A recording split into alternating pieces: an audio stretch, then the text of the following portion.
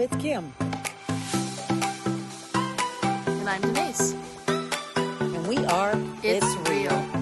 Join us as we bring the Bible to life. And discover Jesus in both the Old and New Testament. Hello, I'm Kim. And I'm Denise. And this is It's Real. And, ooh, is it getting real? Mm-hmm. Absolutely. Jacob is taking a trip. It's unexpected. The trip is unexpected. So we are in Genesis 28, verses 10 to 22. And so this trip is totally unexpected and is actually kind of set in motion by his mother, Jacob. And this is going to be like this 20-year journey. Now, the trip's not going to take 20 years, but Jacob is going to be away from the land for 20 years. And it's a boot camp. He's going to boot camp, and he's going to learn how to trust and follow God. He's fitting to learn it. Mm-hmm. He's in for a battle. He is. Mm-hmm. So, if you remember, Isaac never left the land. Abraham left, his father left for a little bit to go into Egypt and whatnot, and he came out from a different place that wasn't the land, but Isaac had never left the land. So that's Jacob's daddy. But Jacob is about ready to leave the land. His mother and his father, Rebeccah and Isaac, have instructed him to go back to Rebecca's family. Well, they want him to find a wife because Rebeccah does not want him to marry a Canaanite woman. Right. So they want him to find a wife, but Rebeccah also knows that his life is in danger because he just crossed his brother Esau, and Esau is not going to let this go because Jacob got the birthright. So she knows that Jacob's life's in danger, and I'm sure Rebeccah never thought he would be gone 20 years. His mother's going to pass away while he's gone. She never She agreed. loses her son. Yeah, when she she does. loved. Mm-hmm. So here's Jacob. He's heading out. He's heading east, and he's never been out of the land up to this point. He doesn't have like anybody from his father's household. He doesn't have possessions. He didn't bring a flock. He didn't bring a wife. He didn't bring anything. It's just him and this little pouch on a stick heading across the land going east. And so he makes camp the night before he steps out of the land. He makes camp. And we can see that Jacob's pretty fearful because when he lays down, he puts a rock by his head. And this is a pretty good sized rock, as we'll see in a minute. But and it wasn't to lay his head on it.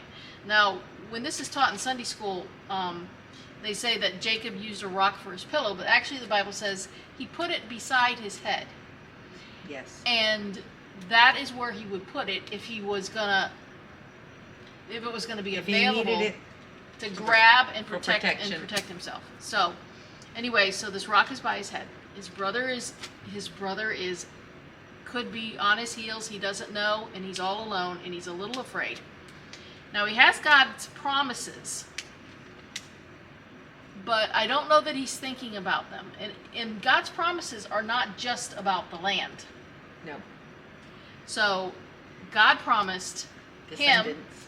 that he would have descendants, and a lot of them. So, and also, Jacob had the same promises that are available to us. I mean, they're written in the New Testament. Some are in the Old Testament afterwards.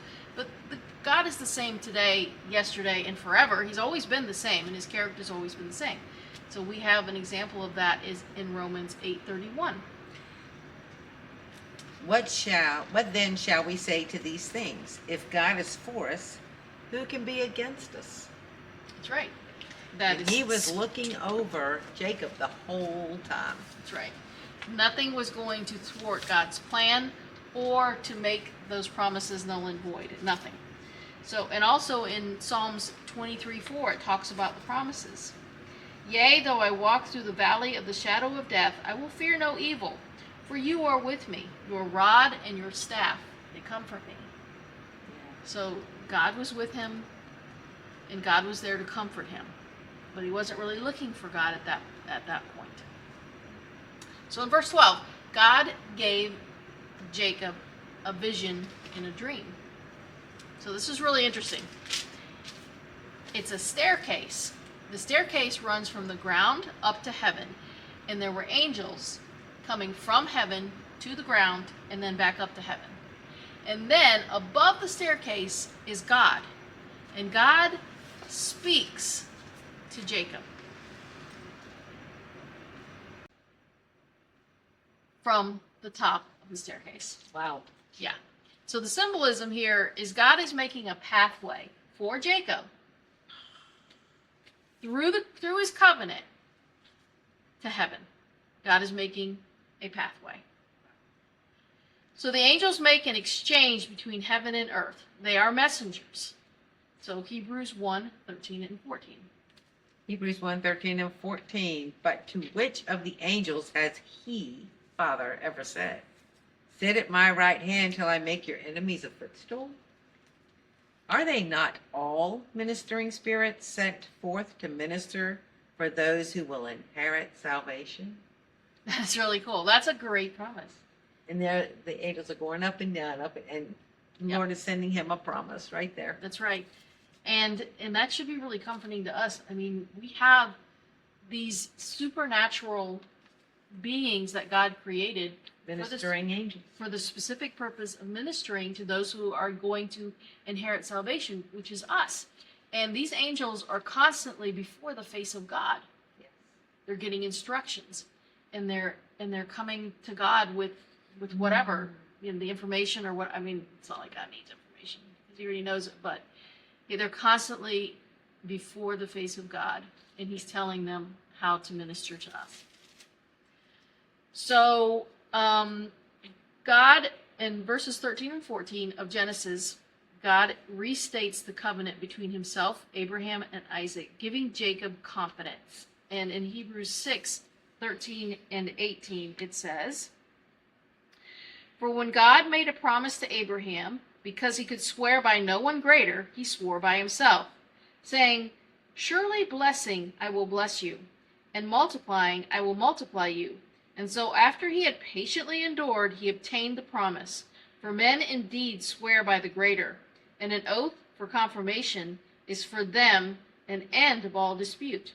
Thus God, determining to show more abundantly to the heirs of promise the immutability of his counsel, confirmed it by an oath, that by two immutable things in which it is impossible for God to lie, we might have strong consolation, who have fled for refuge to lay hold of the hope set before us.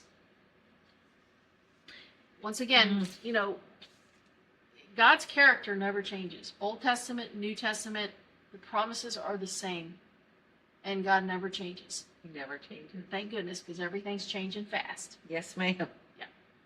Verse 15, God gave Jacob specific promises. He said, I will be with you wherever you go. I will bring you back to this land, and I will accomplish everything I promised. So in verse 16, we see that Jacob, he concludes that the Lord is in that place. Well, with that dream, could you deny it? Well, the Lord was in that place, but the Lord was every place. But Jacob really had an attachment to that place. He mistook the physical with the spiritual, and he called that place the house of God, the gate to heaven, which is not. In verse 18, Jacob memorialized the place, and he renamed the place Bethel, the house of God. And we'll see in the last couple of verses of this section, Jacob, even though God reiterated the promises, Jacob still bargained with God. But God said, you don't need to bargain with me. I will be with you. And God wanted Jacob to know it wasn't about the place, but it was about a relationship. And despite Jacob's immaturity, God was faithful. Continued to be faithful. God continues to be, even though Jacob is like, this is the place, God's like, we're on a journey. That's right. This is where you're at now, but this is not where I stay. I'm going with you. Yes. We are on this journey. If you want to find out more about that, check us out on It's Real. It's Real. Bye-bye. Bye. If you want to know if it's real, then Admit you're a sinner. Romans 3:10. As it is written, there is none righteous, no, not one. and as it is written in Romans 3:23, for all have sinned and fall short of the glory of God. Believe that Jesus is Lord. Romans 10:9-10. Because if you confess with your mouth that the Jesus is Lord and believe in your heart that God raised him from the dead, you will be saved. And call upon the name of the Lord. Romans 10:13. For whoever calls in the name of the Lord shall be saved. If you enjoyed this episode, Like, subscribe, and share. you can contact us at Contact itisreal@gmail.com.